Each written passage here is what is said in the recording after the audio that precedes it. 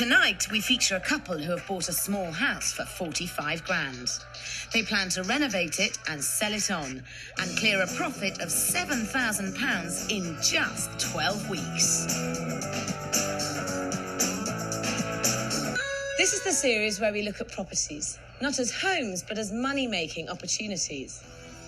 Climbing the property ladder is something that most people do gradually. As they earn more money, they buy bigger houses. But if you don't want to wait a lifetime to buy that Regency mansion, then there is a way to get it quicker. Take a business approach. Buy your house cheap, improve it, and sell for as much profit as possible. If you follow the rules, invest your money ruthlessly, and make the right improvements to your property, you can become cash rich quick. My name is Beeny, and I've been developing properties for several years.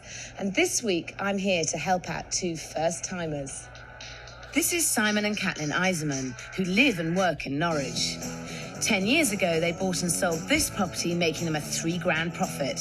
They did the same with this house, making them a £22 grand profit. They now live here, but it's only rented. They would like to buy this house, but all their savings and a hefty mortgage will still leave them short of £7,000. Both Simon and Caitlin have full-time jobs, but neither is expecting a pay rise in the near future. So how can they get their hands on the extra £7,000 they need? They've decided to invest their savings doing up a rundown property for minimum cost and maximum profit. So let's see their property investment. Hello, hi. Hi. Sarah. Nice to meet you. Hi, I'm Simon. Pleased Hello. to meet you. Hi. Welcome to Norwich. Come on in. Thank you. So how long have you been looking for a property like this? About 2 or 3 months, and we looked at a lot of places, a lot of terrace houses, and we put an offer in for 2 or 3 houses, and each time we were getting outdone by the builders who are coming in at higher bids. We were getting to a stage where we were putting in full asking price and sometimes even more, and still people were bidding over and above us. Because the property around this part of town is going up very fast, and it's playing catch up with the rest of the city, so people are trying to make a fast buck from it. Like the rest of the country, property prices have gone ballistic in Norwich. So how do you find the best areas to target for that property developing opportunity? It's actually quite simple, and the same rules apply across the country. Property prices are ruled by location. First, find a good residential area. The centre of Norwich has all the right signs. Nice restaurants, trendy clothes shops, and a clincher. Coffee houses serving good cappuccinos. Second, look for up-and-coming locations on the outskirts of a good residential area.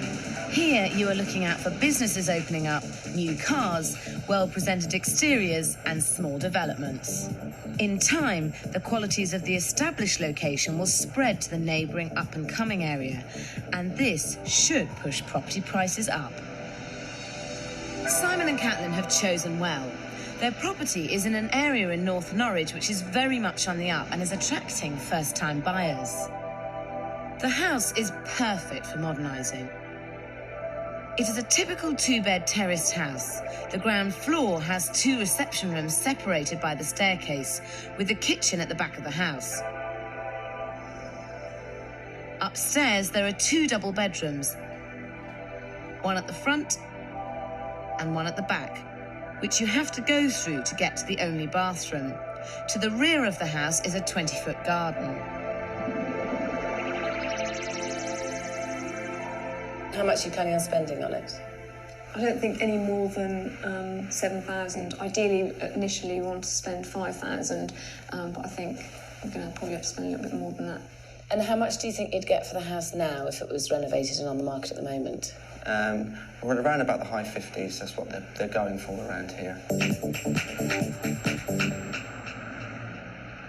What are you planning on doing in this room? This is the front room of the house, the That's sitting right, room. yeah. Constructively, there's not a great deal. Really, the main task is probably more cosmetics. We will definitely be removing the fireplace and opening that up, because there is actually an open fireplace. Oh, shame, it's so beautiful. Yeah. So we will be doing something with that. Whilst the dining room at the rear of the property doesn't look that bad, it is going to need more serious work before it can be decorated. So what are you planning on doing in here? But unfortunately, we need to do a little bit more work in this room because of the result of the survey that we had done. The result was that there were some timber defects on the floor or underneath the floor where we've got a problem with some of the timbers and some damping. I would definitely recommend that you get a damp and timber company in. It's a really good thing when you come to sell that you've got that report and you have a certificate from them. Upstairs, Simon and Caitlin will be decorating and carpeting the front bedroom and demolishing the ugly wardrobes. They will also be decorating and carpeting the back bedroom. They don't particularly like the bathroom, but essentially it's not in bad condition. There's no point in wasting money replacing something perfectly good, so they're simply going to give it a thorough clean. Outside, they're intending to landscape the back garden, giving it a Mediterranean feel.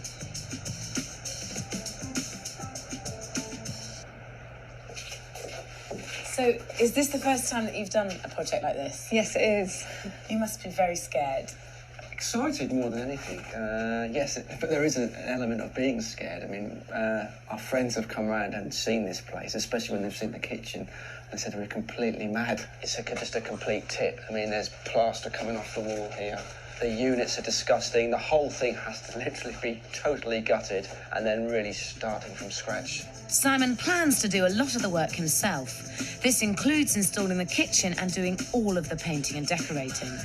They have budgeted £4,500 for all the building work that Simon isn't qualified to do, like installing the central heating, replacing the electrics, replacing the guttering, and repairing the leaky roof over the kitchen. This amount includes labour and materials. They have budgeted £1,000 for the kitchen and a new oven. They've allocated £250 for the garden. That leaves them £1,250 for everything else. Simon and Caitlin need to clear £7,000 profit to buy the place they're renting. They have gambled their dreams on the following sums. They bought this property for £45,000 and aim to spend £7,000 on all the renovations. This means they have to sell the property for at least £59,000 if they're going to clear the £7,000 profit they're aiming for. £7,000 is a very low budget, and I'm worried that Simon and Caitlin are planning on doing most of the work themselves, especially as they have no DIY skills. If they're going to stand a chance of making the profit they need, they're going to have to get one thing right, and that's their market. So who is going to buy their house? To get their £59,000 sale price, they need to refurbish their house with the buyers they're targeting in mind. Identifying your market and keeping your minds focused on it is absolutely essential when property developing. So study your area. Is it growing in size with a booming property market like Norwich? If so, your market might be quite varied, which is good. What are the schools like? If they're good, then you have the option of developing the property for a family. Are there new property developments and good travel connections? These will attract young professional people, either young couples or singles looking to share. What about universities and hospitals? Students and nurses need lodgings, which again means sharing. Simon and Caitlin's property could appeal to all these groups, and the more types of buyer they can attract, the better the sale price they can expect. So at this early stage, it's important they renovate their property with a broad market in mind. This means I have one important piece of advice to give Simon and Caitlin. One of the big problems I feel that with this house is that the only bathroom is through a bedroom and there's only 2 bedrooms. I feel that's very, very awkward. I have no doubt that Simon and Caitlin's house will be worth several £1,000s more if both bedrooms have access to the bathroom. This they can do by creating a new corridor along the side wall of the house. This relatively simple solution would only cost about £800, but it would be a really worthwhile investment because it would give both bedrooms private access to the bathroom. As the layout is now, it is a 1-bedroom house with another room that you could possibly put a child in or have someone sleeping over. It is not a two-bedroom house, though, because you couldn't have somebody sleeping in this bedroom or that bedroom and not being able to, you know, you couldn't have two young professionals sharing this house. It would be completely impossible. So in those terms, I think that might that could leap it right up into another price bracket. It would be interesting to talk to an agent about it. Yeah, I mean, I understand what you're saying and I hear what you're saying, but again, I know it's the old word, speculate to accumulate, but will you get the return? That's my big concern is, do we get this return and do we actually protect our profit margin, if you like? If you're unsure how to develop your property, ask your estate agent, as they will know what sells in your area. So Simon posed the question of the corridor idea. And it's just really to get some sort of feedback on how that would affect the price of the property. This one has had the first floor landing put in so that the bedrooms and the bathroom both had separate access, and we achieved a greater price. This was on at 64,950, and that has sold very close to that figure. I'm still slightly against the idea, but that's still not saying that I have totally dismissed it. I mean, I am open to ideas. I've got some information here that Giles has left me, so I'll be looking at that over the next few days. Simon is mad to hesitate about this. Sure, it would mean investing another £800, but it would add at least £4,000 to the asking price. Time is money when property developing, and I don't want Simon's indecision to hold up work. So with a 12-week deadline, I help him get started. Simon invites a number of builders round to give him a quote on the cost of installing the central heating, rewiring the electrics, sorting out the leaky roof and repairing the guttering. Remember, he's got a maximum figure of £4,500 in mind. So have you got any idea what sort of costing you're looking at? I suppose you're looking at about 6,000 to 7,000. And this is the cheapest quote he had. So Simon is going to have to find a way to cut costs. I think I can see what is coming. From the work that I can't do myself, what sort of price are you looking at then? You're looking roughly, I suppose, you could probably knock it down to about 4.5. So not only does Simon have to hold down a full-time job, but the only way he's going to make his profit is by doing all the labouring himself. If only Simon knew what he'd just taken on. Simon and Caitlin Eisenmann are gambling their savings buying and renovating this house. They need to make £7,000 if they're going to afford the house they want to buy, and they're hoping to make it in just 12 weeks. They only have a £7,000 budget to do all the work, so the plan is to take advantage of Simon's flexible hours so that he can do the majority of the work himself. It's week 1, and they have made their first big decision and decided to go with Danny the builder. He is charging £4,500 to do all the installation and major works. There's certain things which were brought up in the survey, and they'll need to be done for, obviously, the next person who's going to buy it for their survey. But at the end of the day, it's how much they want to spend, and I don't think they really want to go that extra bit. They're just trying to sort of get away with it as cheap as they can, do the real bare necessities, and leave the rest. It's all hands on deck as Simon acts as Danny's labourer and Caitlin calls in their friends. When you're first starting out developing houses, persuading your friends to help out is a good way of saving money on labour costs.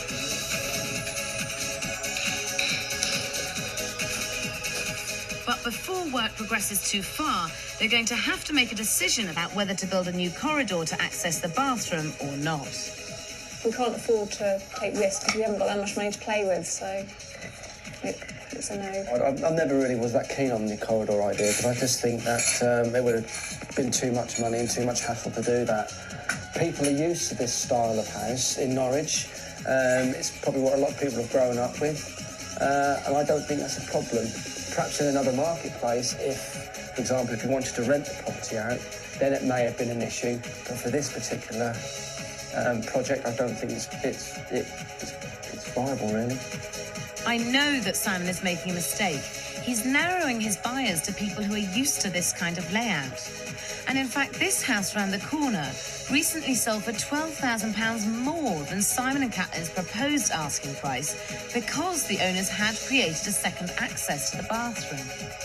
By not adding the corridor, Simon and Caitlin can only market their property to a young couple or a single person living alone. They're closing off the sharers market.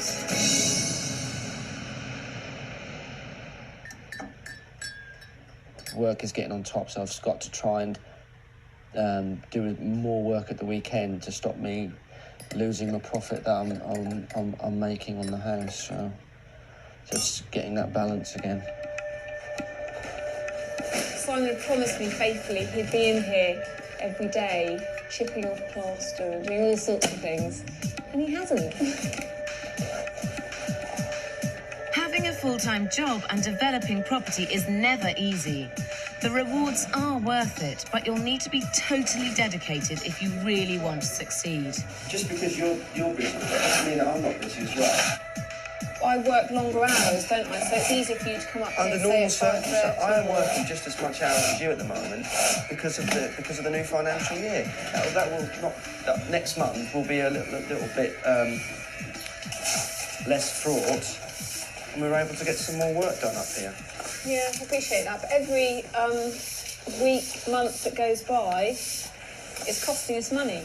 The key to Simon and Caitlin's success is timing.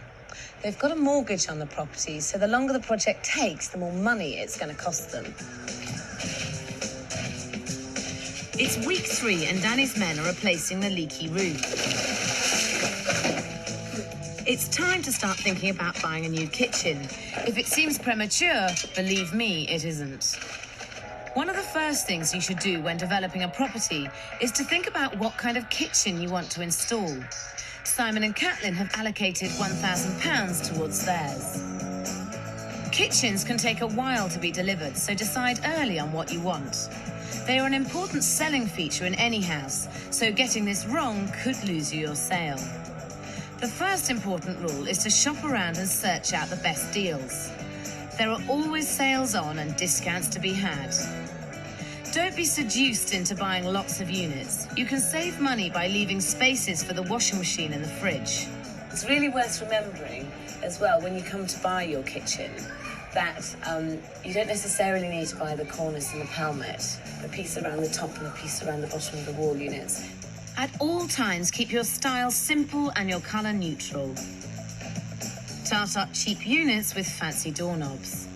It's best to have a thicker worktop because the thicker the worktop is, the more expensive it looks. Right. Your kitchen must reflect the style and price of your property. This trendy apartment has been developed for the expensive end of the market. Any potential buyer will expect a well-designed and quality-made kitchen.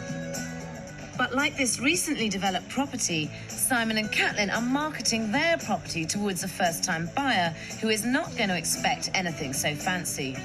This is exactly the sort of kitchen that Simon and Caitlin need to install. They are also taking advantage of the free services that almost all kitchen shops offer and getting their kitchen designed for nothing. By following some of my cost-saving rules like shopping around, buying fewer units, leaving spaces for the fridge and washing machine, and not spending money on unnecessary extras, Simon and Caitlin managed to buy all their kitchen units plus an oven and a hood for only £900, saving them £100 of their allocated budget. The kitchen they buy is sold flat-packed and can be bought off the shelf, but it will need to be assembled by Simon.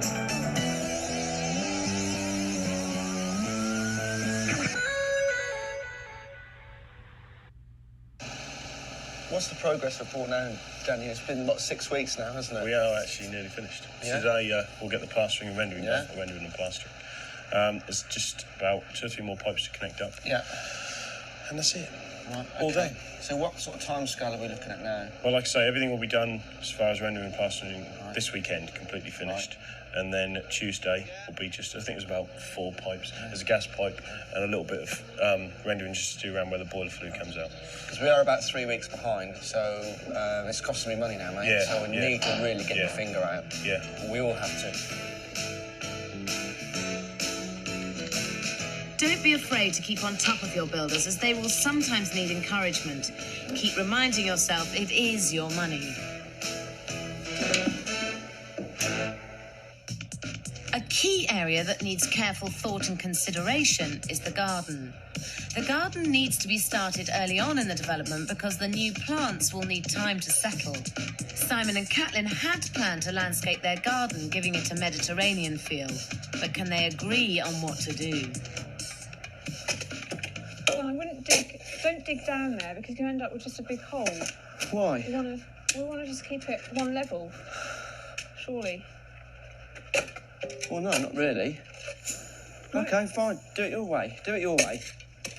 Yeah, well, I think that's better rather than sort of just digging aimlessly. Well, I just thought... Let's just clear the whole thing and then see what we've got. Well, I don't think that's right because it's on a slope. Right. Okay, fine. Do it your way. Do it your way. Okay. When it comes to the house and the garden, I've got very kind of strong views about what I want to do, and it's really difficult to have any inspiration at all with the garden how it is. It's really small and a bit of a mess at the moment. Preparing your garden for sale is quite often a job that most people forget about. A neat and tidy garden can add up to 10% to your asking price. Knowing your market will help you decide what to do. If you are marketing your property to a young family, then you're more likely to attract a buyer by laying soft turf for the children. If your market is in the professional sector, then keep the garden low maintenance. I would advise shingle or flagstones over turf and plants in pots. If your property is in a busy street, creating a water feature will distract the buyer from the traffic sounds and create a more tranquil and attractive environment. Your garden should always be considered as an outside room to the property. You can help show this by creating a gazebo and using garden furniture to help any potential buyer imagine how this room could be used. The ideal time to sell any property is when your garden is in full bloom and on a hot, sunny day. It is now week 9, so Simon and Caitlin's garden should be looking lovely. And how are you getting on with the garden? I see you've Soweto. You've murdered some plants. Yes, I had a big what do you call it? Hedge trimmer. They're very addictive. I can see. I can see you had a great fun with it. That was great. So tell me, how much are you planning on spending on the garden? Well, we were considering as little as possible, but I think it's probably going to be a lot more now because of the extra work that perhaps needs to be done. Fixing your muck-ups. I might just leave it and let someone else do it. Whoever buys the house. Brilliant. Seriously, if without actually putting any value on the house, the garden. You don't think it would? I don't know, would I? I'm asking you. Yes, it would. Oh, yes. okay. Yeah, certainly. This is not what people. Right, okay. I mean, yeah, you could sell it like this, but Yeah. you'll probably get about what you paid for the house. No, rubbish then. Are you planning on putting lawn down? I've thought about it. By not putting the corridor in, this is only going to sell to a couple because they have to go through a bedroom. And a couple, maybe about to have a young baby or with a young baby, will want lawn. They won't want their child eating shingle. And then another surprise. Simon knew back in February that there was damp in the house, but decided to do nothing about it until now. Oh, hi. My name's John Oh, Perry. hi, John. Nice Come to in. see you. Please come in. Thank you.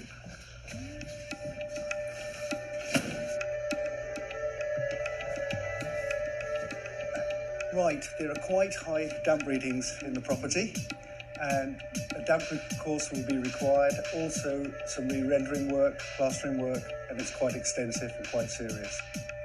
Yeah, hi. Yeah, we got the report. Well, yeah, 1,500 quid. Can you believe it?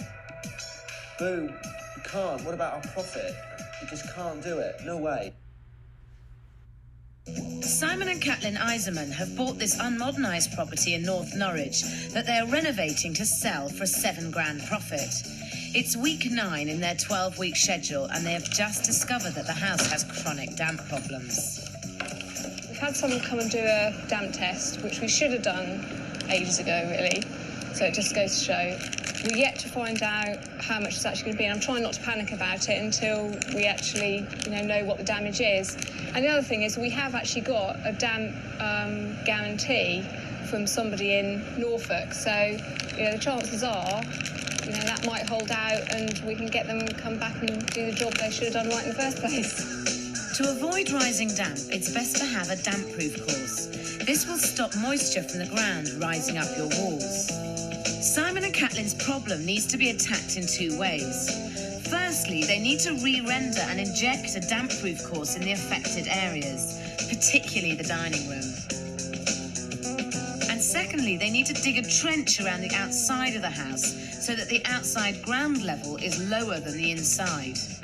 Any reputable damp and timber company should provide you with a guarantee of works, which is always useful when you come to sell a property.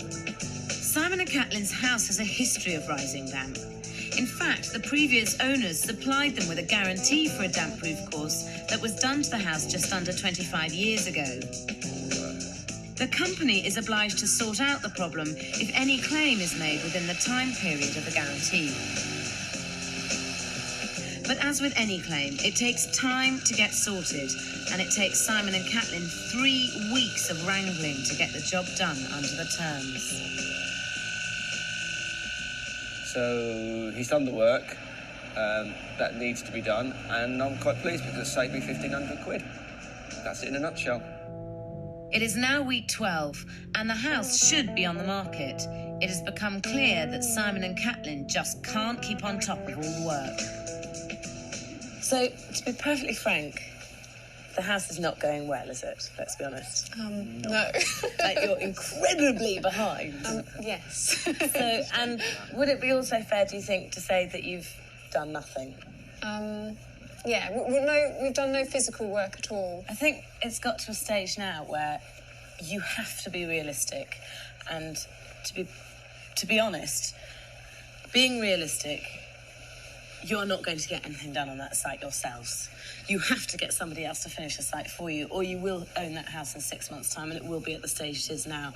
Because I don't see how anything's going to change in the next 3 months than the last 3 months, as far as your time commitments are concerned and your motivation. So you do realise you're going to have to find some more money for this, because obviously what you were going to save by you doing it, you're not going to save anymore, and you need to pay somebody to do that work. So have you thought about how you're going to get hold of more money? Yeah, I mean, that is worrying. I mean, we've got policies. In fact, I think we might cash in Simon's life insurance policy. That might be a good idea. Yeah. to pay for the renovations. Or perhaps you could talk to your bank manager and see if he can sort out a loan. One secret of property developing is turning projects around quickly. If you can't juggle a full-time job and building work, then you may need to bring in professionals to finish the job for you. This can mean spending more money. You need to decide if it's a case of throwing good money after bad or spending more to make more. Simon and Caitlin are optimistic that they can spend more and still make a healthy profit, so they decide to up their investment. With interest rates at their lowest in 30 years, the cheapest option to raise more money would be to remortgage the property and pay off the extra interest monthly. But raising your investment means you need to be even more focused about where and how you spend your money. While Danny finishes the work on their house, Simon and Caitlin hire in more help. They hire Anthony and his team of decorators to finish the interior.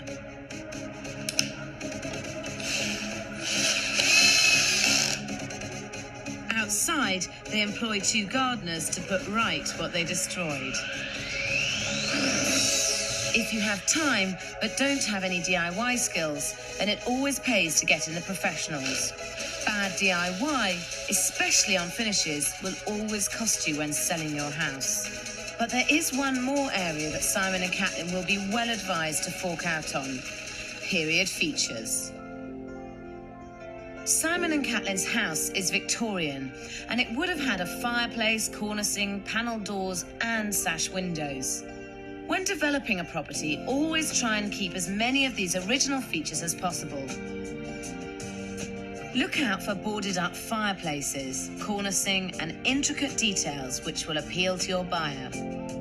Over the years, as fashions have changed, many of these features would have been ripped out, which means they will need replacing. So where can you find them? Reclamation yards are full of old gems from the past. When you are renovating a period property, you will add most value by putting the right features back into the house. If you put in cheap imitations, you are less likely to raise the value of your property. So what do you reckon? Yeah. Where do you start? It's a good idea to before you come, have a think about exactly what you're looking for, because you can get terribly carried away and end up coming home with a whole load of things that aren't actually relevant to your house at all. It's a great place to wander around a reclamation yard anyway, but I enjoy it. It's full of exciting things. Goodies. Reclamation yards can be found on the outskirts of most towns and cities and are usually open 7 days a week. Go armed with a tape measure and a list of everything you're looking for. They are usually quite large and daunting, so don't be afraid to ask for help. This is the sort of door that you ought to be putting into your house. These original Victorian doors. You can't get good modern replicas of Victorian doors without getting them made, which is incredibly expensive. So really you don't have a lot of options. You can either buy them dipped or undipped, and you want to watch the mouldings, because some of them have mouldings and some of them don't. Try and buy similar doors throughout the house so that they match each other-ish. They're never going to match exactly. This recently developed property sold for the top asking price because the developer put back the picture rails, cornicing and ceiling roses. Look in your yellow pages for a decorative plaster supplier that makes good reproductions. The developer also paid attention to smaller details like using reclaimed locks and door handles.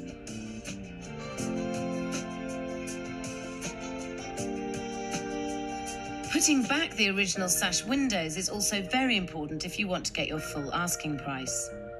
At the very least, Simon and Caitlin need to install a Victorian fireplace.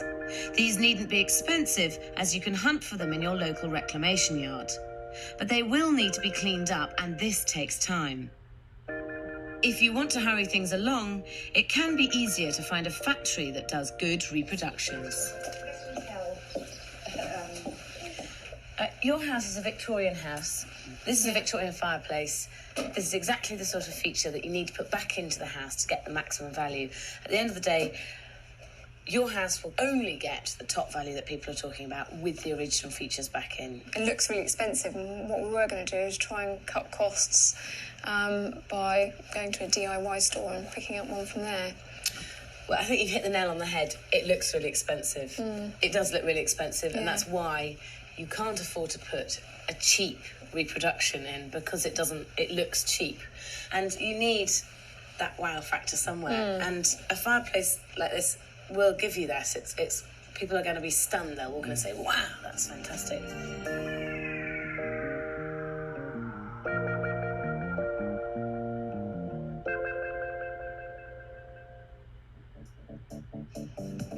Back at the house, work is going well. Simon and Caitlin instructed the gardeners to turf part of the garden and saved on costs by shingling the rest. They also took on board my idea of putting the gazebo at the end of the garden. This not only disguises less attractive features, but also provides an excellent area for entertaining. Simon and Caitlin are spending more money on their house, but they are spending their money in all the right places, and they will definitely see a return on their outlay. Their extra costs include £2,000 on professional decorators, £450 on the gardeners, £700 on a Victorian insert hearth and mantle, and £100 on 2 reclaimed doors.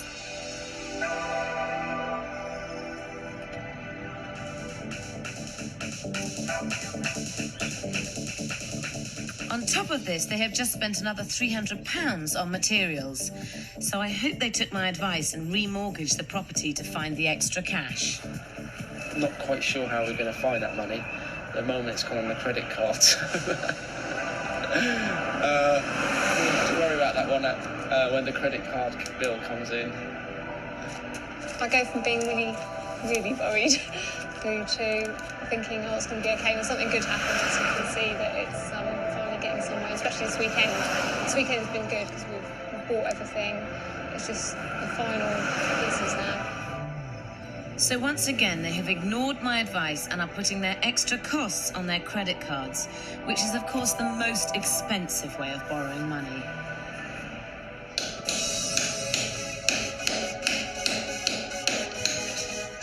Anthony and his workmate are installing the Victorian fireplace. Simon and Caitlin are saving money by not having a second fireplace in the dining room and by being creative with the space. Anthony is building a cheap mantelpiece from some reclaimed wood which will give the illusion of a fireplace surround. Inside the space in the wall, Simon and Caitlin have bought a standard grate for £120.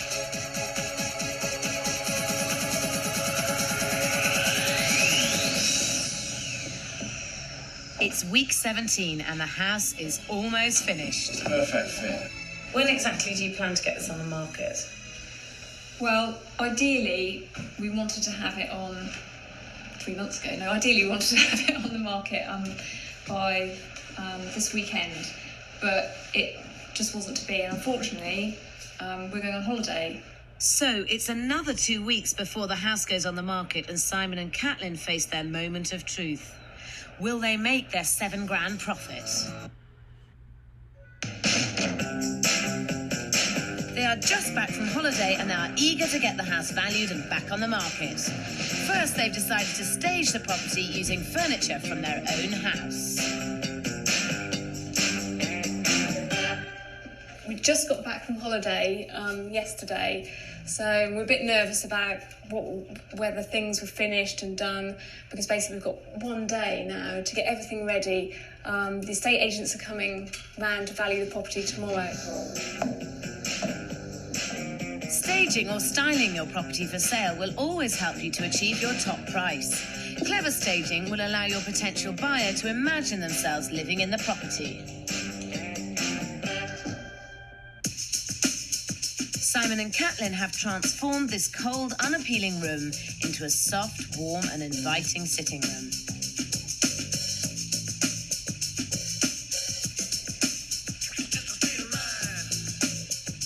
The room has been transformed by the Victorian fireplace and there is now a great wow factor. The newly sanded wooden floor is another attractive selling feature. It's practical and makes the room feel bigger. The second reception room needed a bit more work and a damp-proof course. It has been painted a warm cream colour, making the room feel light and airy. The reclaimed doors help give this renovation a period feel. The room is dressed with a table and chairs to help the buyers view the space as a potential eating area. Carefully selected pictures and ornaments have been arranged around the room to help potential buyers imagine how it might look with their own possessions.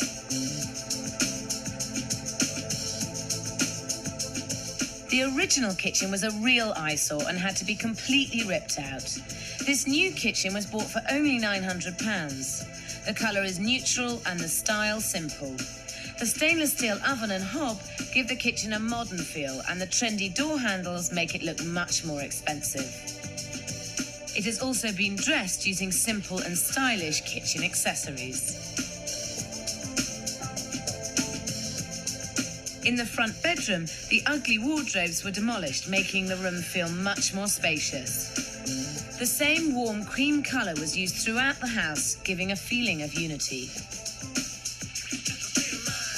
The back bedroom is simply painted, carpeted and staged as the master bedroom.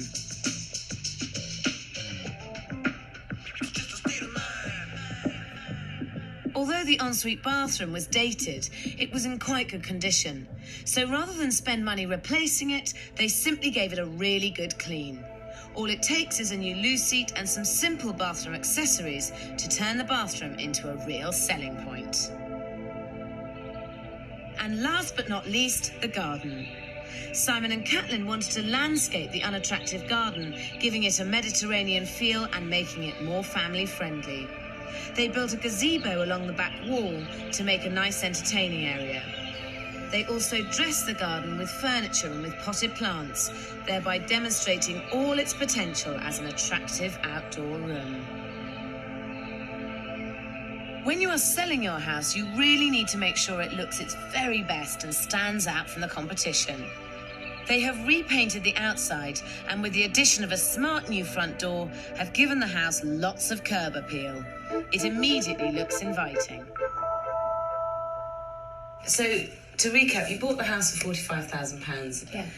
Your original costings of the amount that you wanted to spend were £7,000. Ideally, when we first bought the house, we thought ideally 5,000, but we knew that we probably wouldn't get away with 5,000. We wanted to spend 7 at tops. So, how much have you spent? We've spent a lot more than we originally thought. We haven't come up with the final figures yet, and of course we've got estate agents' fees on top of that, and also the fact that we're still paying the mortgage every month. So that's another £250 a month. So until we sell it, we've got that cost. So we're not quite sure how much it's going to be, but I would say probably tops 12, yeah. So you're £5,000 over budget. Something like that. Well, let's consider the final projected figures if Simon and Caitlin sell their house within 2 months of it being on the market. They have spent £5,400 on the kitchen and on modernising the house. They have spent another £2,450 on extra labour and £1,920 on materials and the added extras like the fireplace and the reclaimed doors. If the house sells within 2 months, they will have spent £1,616 on their mortgage repayments. This is from start to finish. And the legal and the estate agent's fees will cost £1,676. This adds up to a grand total of £13,062, which means they have gone over their original budget by £6,000.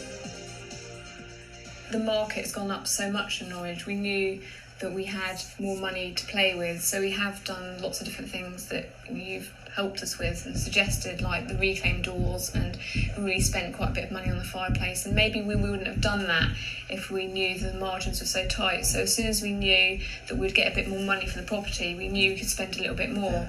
You've got estate agents coming around to value the property now. Yeah. So let's see what they have to say. So the market might have gone up, but they have still spent £13,000. So just to break even, they need to sell their property for at least £58,000. I'd value the house at 69,995. I think as long as you keep it under 70,000, you're going to get the people in the front door. I'd value the property at 71,950 as an asking price, and would look to get somewhere between 70 and 72 as an achievable figure. 74,950. Get it on the market, it will sell. But what about the corridor idea? I suggested that Simon and Caitlin could make more money if they created a new corridor upstairs, which would give private access to the bathroom from both bedrooms. This would have cost them only £800. 2/3 of the estate agents we asked said it would add at least another £4,000 to the asking price, which would have made Simon and Caitlin another £3,200 profit. We've had your valuations back, and it is quite good news. Had you got any idea what you were hoping that it would be valued at? We have an idea, yeah. An idea, yeah. We're hoping it would be around 70. They've come in at 70,000, 72,000 and 75,000. 75? Brilliant. Bloody hell. So that's good. Yeah. They all have said that if you had done the corridor, you would have got more money. Valuations would have come in at 73, 74 and 80. What do you think? I wouldn't dare say anything. I've got to live with him. You have to accept that you've been incredibly fortunate with the market rising. If the market hadn't risen, you would have been in really big trouble. Simon and Caitlin decided to put their house on the market for £71,950. It's much better to go with a realistic price and end up with a number of offers than be greedy and the house not selling. So what sort of buyer is the house attracting? Full tile extractor. Yeah, extractor. Stainless steel oven and grill. Quality grill by the looks of it. It's quite nice. It's quite old-fashioned, yeah. It's got a nice flower. Ceiling rose. No, it's nice and, I mean, there's plenty of light coming in, but now it's nice and bright and airy. By not adding the upstairs corridor, Simon and Caitlin have effectively limited their market. The house is only attracting young couples and single buyers who can afford to live on their own. It's week 23, and although Simon and Caitlin have had a number of offers, they are holding out for the full asking price. Esther and Paul are first-time buyers and have been looking for a property in Norwich for some time. We put an offer in for the property because it was the right size, it was the right location, right price, nicely presented. We offered the asking price for the property because properties in Norwich are going quite quickly, and we wanted to secure the deal because we really like the house, so we offered the asking price and luckily got it. So they stand to sell for $71,950, which means that Simon and Caitlin can walk away with nearly £14,000 profit. Though don't forget, this profit is liable for tax.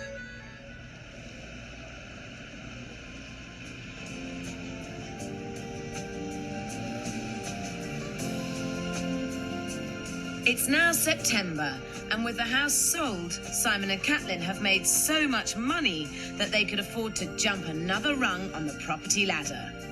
Rather than buying their rental house, they decided to buy this property in a more upmarket area of Norwich. So, do you feel that there's anything that you've really learnt that you'll take with you to your next project?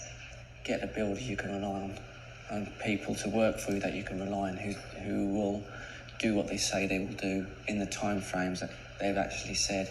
We thought it was going to be a lot easier than it was. I mean, there's some things actually that there were easy, and a lot of things that were far more difficult. But the biggest thing was just having the time. If you work full time, you do not have the time available to go up to the house every evening. So, would the golden lesson that you're taking with you be realistic? Yeah. So with the £15,000 you've made, obviously you spent some of it on this house. What are you going to do with the rest of it? We've got a number of ideas. We're thinking possibly about buying abroad, but we need to do a lot more investigation. But the favourite at the moment is buying a small place in Norwich or a little bit out of Norwich and renting it out and trying to make some money that way. Oh, great. Well, best of luck with whatever you end up doing. Thank you. The secret of property developing is to buy the right property, know your market, renovate accordingly, and sell it fast. There's no doubt that Simon and Caitlin have been very lucky, but they had the guts and they took the risk, and it's paid off. And they've made enough money now to jump the next rung on the property ladder.